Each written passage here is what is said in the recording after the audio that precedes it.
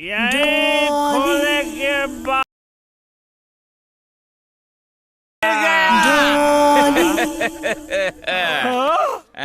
boy, Yes?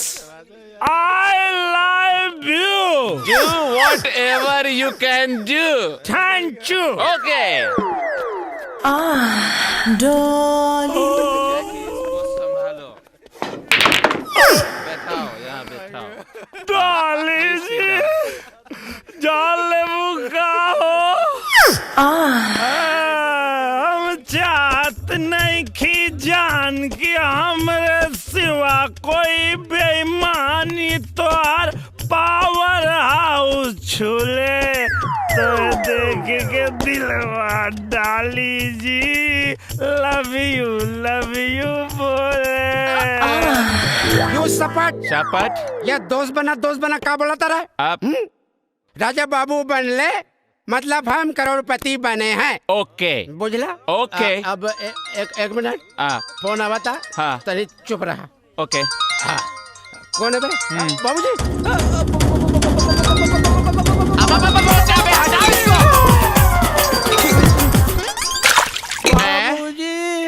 बाबूजी तो डूब गए। डाली जी डाली जी।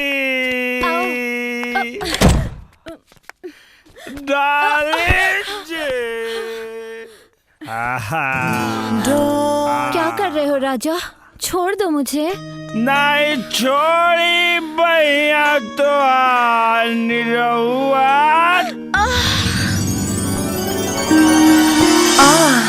सटल रही। राजा, जिस आग में तुम मुझे जलाना चाहते हो वो हमारे दामन को दागदार बना देगा।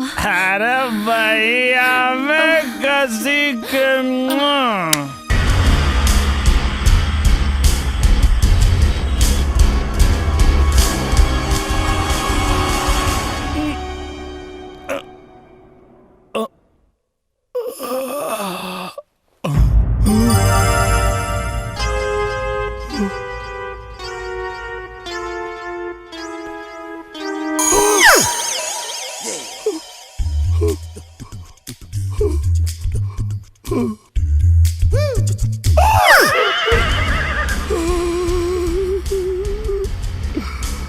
अगले बेटा राजा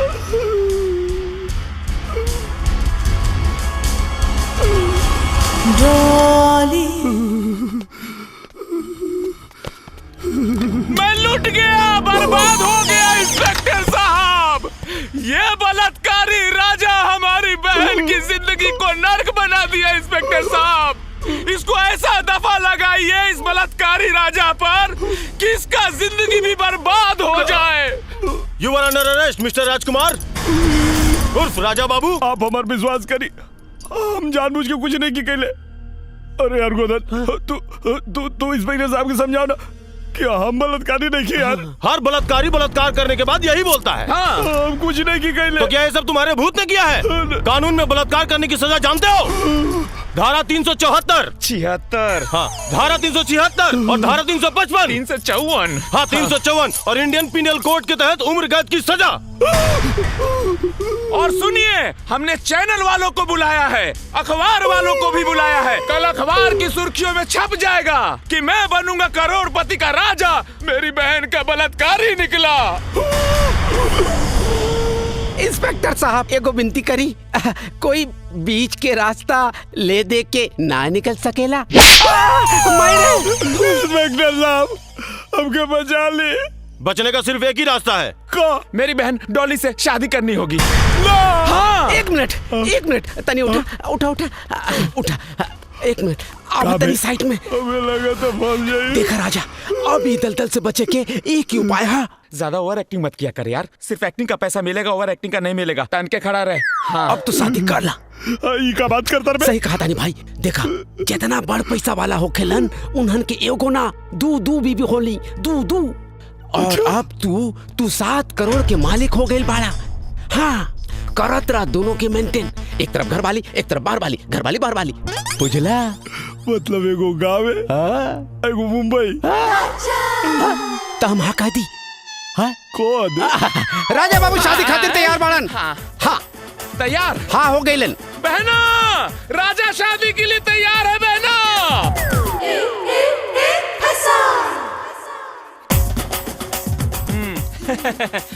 लाइए बस हो गया। थैंक यू जीजू। हाँ लीजिए हो गया। बधाई हो। आप हार पहनाइए।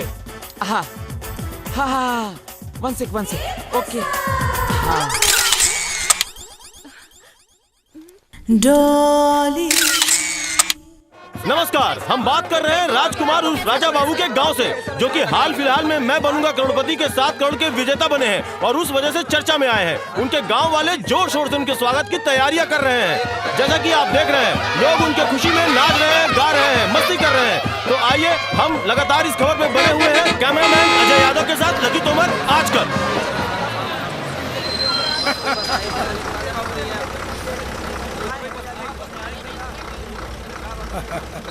अरे बाबूजी, राजा तो ये बस में ना आयल।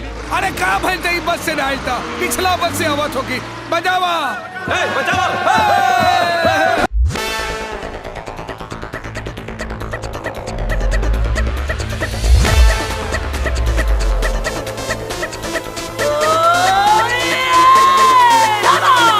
My lady, come on girl, I wanna rock it baby. Rock it baby, rock it baby, rock it baby. Peace and equality, let's need it. And equality, let's need it.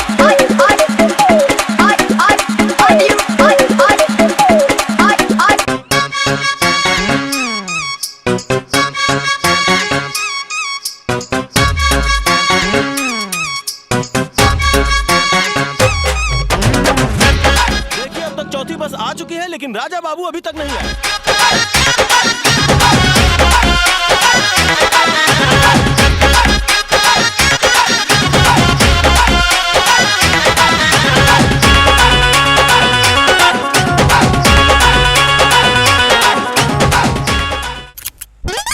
Raja Babu का इंतजार करते करते सभी लोग थक गए हैं। एक लास्ट बस आने वाली है, लेकिन पता नहीं उसमें भी राजा बाबू आएंगे कि नहीं। वो देखिए वो बस आ रही है। अरे बजाओ। आप देख रहे हैं कि गांव के सभी लोग उम्मीद लगा के बैठे हैं कि इस बस में राजा बाबू जरूर होंगे। ये देखिए, लगता है राजा बाबू आ गए।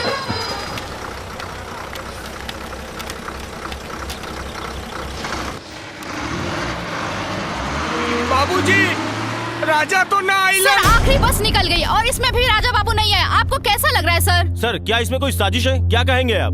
अब आप क्या करेंगे सर, जवाब तो दीजिए। कहीं राजा बाबू 7 करोड़ पाके बदल तो नहीं अरे चुप रहा तू लोग, जा भागा यहाँ से।